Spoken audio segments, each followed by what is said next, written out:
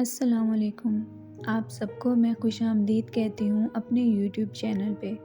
اگر آپ میرے چینل پہ نیو ہیں تو میرے چینل کو سبسکرائب کر دیں اور بیل نوٹیفیکیشن کو آن کر دیں تاکہ آپ سب کو ملتی رہیں تمام ویڈیو اپڈیٹس۔ تو آئیے شروع کرتے ہیں آج کی ویڈیو۔ فیاض کو امتحانوں کی تیاری کے لیے تنہائی کی ضرورت تھی تاکہ وہ یکسوئی کے ساتھ پڑھ سکے، کیونکہ گھر میں دن بھر اس کے بہن بھائی کھیلتے اور شور مچاتے رہتے تھے۔ پھر پڑوسیوں کے بھی 4-5 بچے ان کے ساتھ کھیلنے آ جاتے تھے۔ پڑوسن خالہ بھی دن میں کئی مرتبہ ان کے گھر آتی اور فیاض کی ماں کے ساتھ کافی دیر تک باتیں کرتی رہتی تھی۔ فیاض نے اپنے والد کریم بخش سے بات کی، ابو میں گھر میں امتحانوں کی تیاری نہیں کر سکتا، یہاں بچے سارا دن شور کرتے اور لڑتے جھگڑتے رہتے ہیں، اگر میں امتحانوں کی اچھی تیاری نہ کی تو امتحان میں پاس نہ ہو سکوں گا۔ فیاض نے کہا، پھر کیا کیا جائے؟ بچے تو شور شرابہ کرنے سے باز نہیں آئیں گے۔ والد نے کہا، اس گھر کے علاوہ ہمارے پاس کوئی اور مکان بھی نہیں ہے جہاں تم تنہا رہ کر امتحانوں کی تیاری کر سکو۔ آپ مجھے کرائے پر چھوٹا سا مکان لے دیں۔ فیاض نے کہا، اخراجات بڑھ جائیں گے بیٹا، اتنی تنخواہ نہیں ہے کہ دوسرے مکان کا کرایہ دے سکوں۔ کریم بخش نے مجبوری بتائی۔ آپ کے دوست جو گاؤں میں رہتے ہیں ان کے پاس یقیناً کوئی جگہ ہوگی، فیاض نے یاد دلایا۔ ارے ہاں، تم نے خوب یاد دلایا، میں تمہیں دین محمد کے نام خط لکھ دیتا ہوں، تم گاؤں میں اس کے پاس چلے جاؤ، وہ تمہارا ہر طرح سے خیال رکھے گا۔ کریم بخش نے جلدی سے کہا۔ پھر کریم بخش نے دین محمد کے نام خط لکھا اور فیاض کے حوالے کر دیا۔ دوسرے دن فیاض ایک بیگ میں کپڑوں کے 2 جوڑے لیے اپنی کتابیں وغیرہ بھر کر دین محمد کے گاؤں روانہ ہو گیا، جو شہر سے تقریباً 50 کلومیٹر کے فاصلے پر تھا۔ فیاض اس سے پہلے گزشتہ سال اپنے والد کے ساتھ دین محمد کے گھر گیا تھا۔ وہ بس کے ذریعے سفر کر کے گاؤں کے بس سٹاپ پر اترا اور وہاں سے مغرب کی طرف واقع گاؤں جانے والی چھوٹی سڑک پر چل دیا۔ تقریباً 1 کلومیٹر کا فاصلہ طے کر کے وہ گاؤں میں داخل ہوا۔ سردیوں کا موسم تھا۔ دین محمد اپنے گھر کے باہر چارپائی پر دھوپ میں بیٹھا تھا۔ فیاض نے اسے سلام کیا۔ دین محمد بڑے اتفاق سے ملا اور اسے اپنے پاس چارپائی پر بیٹھ کر اس کے گھر والوں کی خیریت دریافت کرنے لگا۔ پھر اس نے بیوی کو آواز دی۔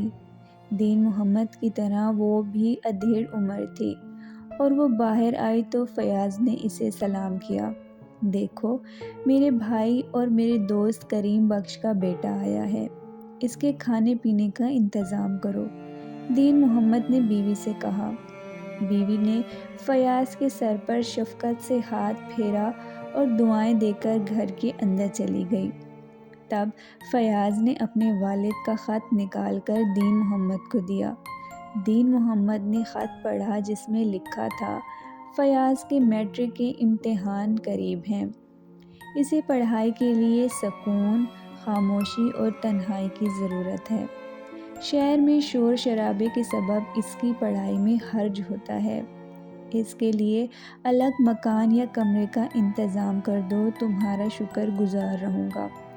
ارے یہ تو میرے لیے خوش قسمتی ہے کہ تم یہاں رہنے آئے ہو، دین محمد نے خط بند کرتے ہوئے خوش ہو کر کہا۔ اتفاق سے میرے ڈیرے والی عمارت آج کل خالی پڑی ہے، وہاں تمہیں ہر سہولت ملے گی، کھانا کھانے کے لیے تم یہاں آ جایا کرنا، باقی وقت وہاں تنہائی میں پڑھتے رہنا۔ ڈیرا کہاں ہے چاچا؟ فیاض نے پوچھا۔ گاؤں سے باہر ہے، زیادہ دور نہیں ہے، زیادہ سے زیادہ 200 قدم کے فاصلے پر ہے، دین محمد نے بتایا۔ کھانا کھانے کے بعد دین محمد اسے ڈیرا دکھانے چل پڑا۔ وہ گاؤں کے آخری گھر سے تقریباً 100 گز کے فاصلے پر تھا۔ ڈیرے کا صحن کافی کھلا تھا، اس میں 2 کمروں کی عمارت تھی۔ کمروں کے آگے برآمدہ تھا۔ عمارت پختہ لیکن کافی پرانی تھی۔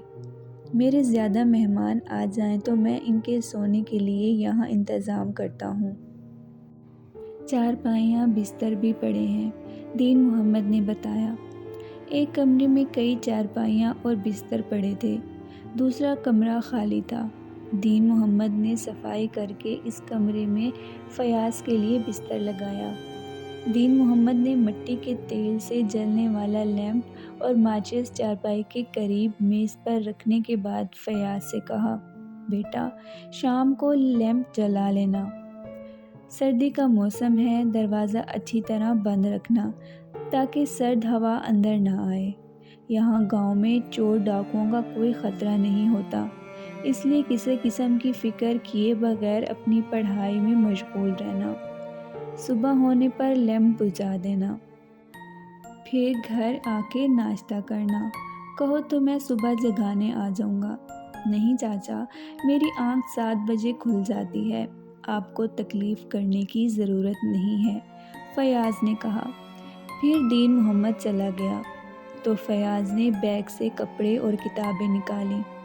کپڑے کونٹی پر لٹکا دیے اور کتابیں میز پر رکھ دیں۔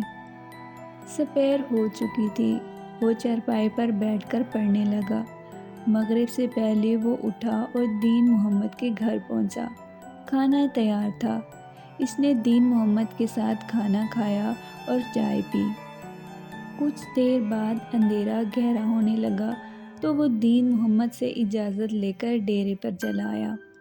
کمرے میں آ کر اس نے لیمپ جلایا، پھر لحاف میں بیٹھ کر پڑھنے لگا۔ سردی بڑھنے لگی اور ٹھنڈی ہوا کمرے میں داخل ہونے لگی تو اس نے اٹھ کر دروازہ بند کر دیا اور پھر بستر پر بیٹھ کر پڑھنے لگا۔ اس نے اپنے دستی گھڑی پر وقت دیکھا تو رات کے 9 بجے تھے۔ مزید 1 گھنٹہ مطالعہ کرنے کے بعد اس نے سونے کا ارادہ کیا۔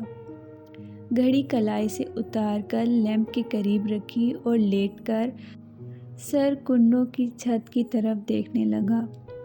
پھر کروٹ لی اور آنکھیں بند کر کے سونے کی کوشش کرنے لگا۔ چونکہ اجنبی جگہ تھی اس لیے اسے جلدی نیند نہ آئی۔ بہرحال 11 بجے کے قریب اس کی آنکھ لگ گئی اور وہ سو گیا۔ نہ جانے کتنی دیر گزری تھی کہ اس کی آنکھ کھل گئی۔ اس نے ادھر ادھر دیکھا مگر کچھ نظر نہ آیا۔ کمرے میں اندھیرا تھا، نہ جانے لیمپ کیسے بجھ گیا۔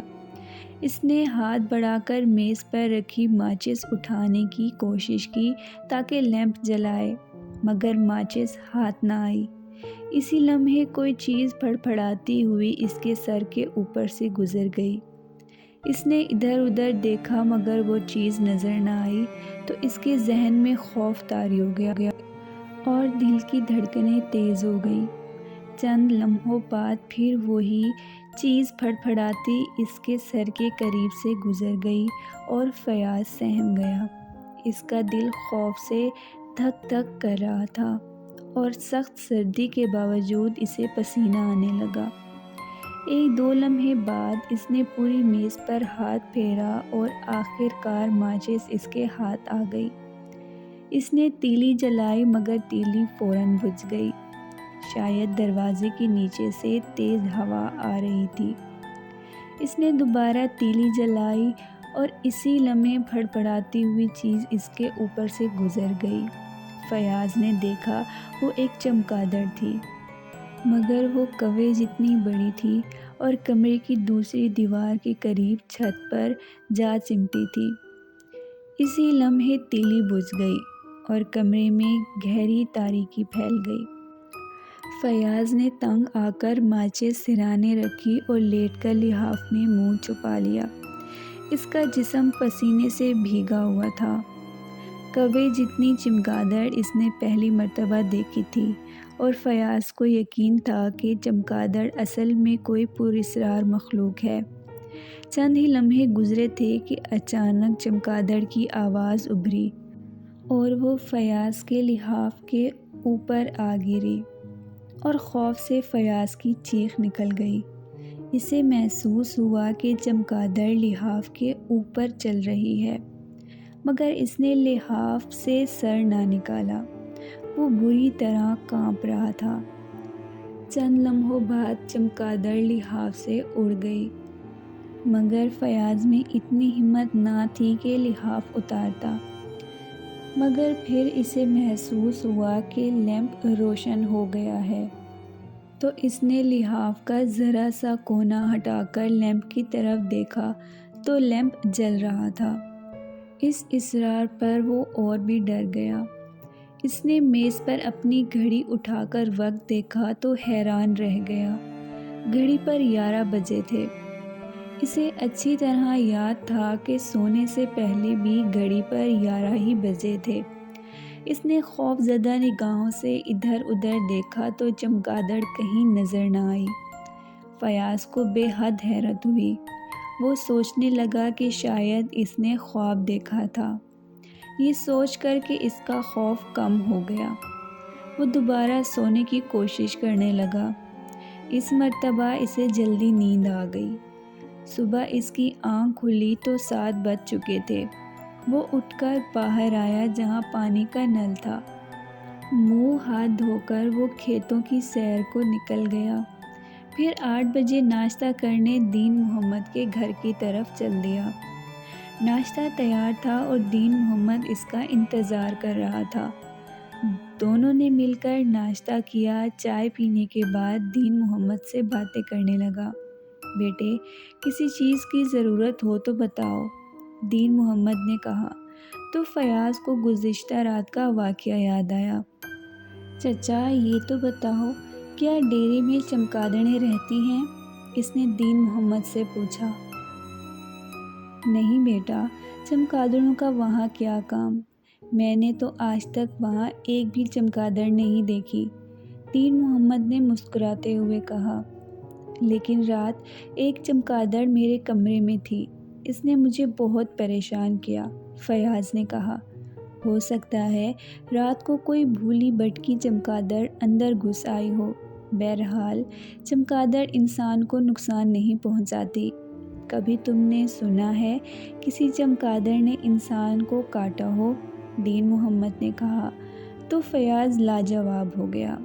بہرحال آج ایک چھری اپنے پاس رکھنا، چمگادڑ آئے تو اسے چھری سے ڈرا کر بھگا دینا، دین محمد نے ہدایت کی۔